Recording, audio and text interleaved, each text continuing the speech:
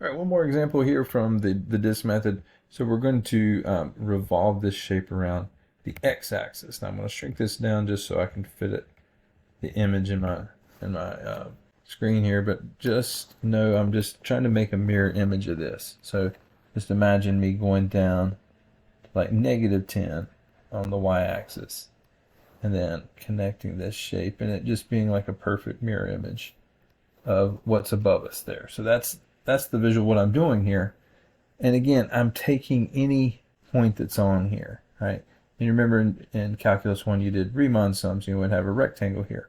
Well, imagine taking that rectangle, I got a rectangle like this, and spinning it on its end around like that. And what's going to happen is you're going to get this circle shape, and the thickness of that rectangle is going to go all the way around, right? And you're going to get a cylinder again. So the idea here is the volume of a cylinder is pi r squared times h, right? R is going to be the radius, which is this line, right? And then h is the width of this, representative rectangle. When we did Riemann sums, it was delta x, but when we took the limit, that became the dx. So this becomes dx. R is this line, solve for y. All right, so there's what I'll get if I solve that for y. So the integral that I'm going to set up is the integral from my lowest value for x is 0. My highest value for x is where this touches the x-axis. Well, that would be when y is equal to 0 if we're on the x-axis. So you'd have 5x equals 40.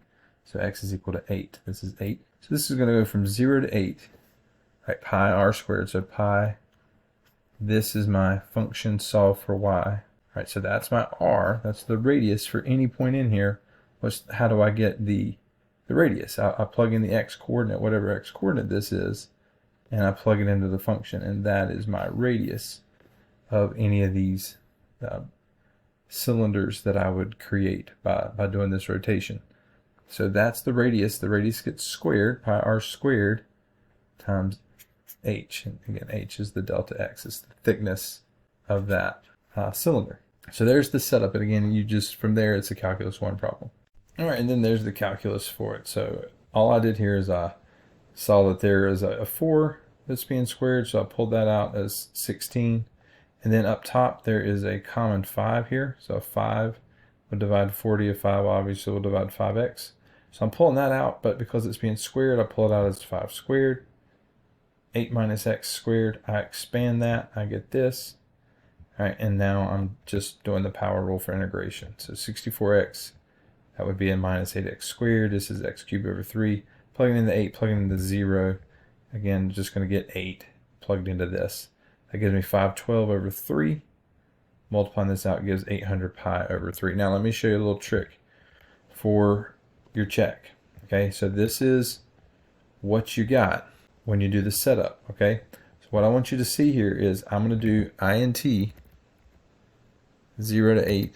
So there's what you get when you plug this in here, and I could plug in the 800 pi over 3 that I got for my answer and see that it's the same. But I want you to also see that it's not a bad idea to actually ignore the pi when you plug in here, because if you ignore the pi when you plug in, let me show you what happens.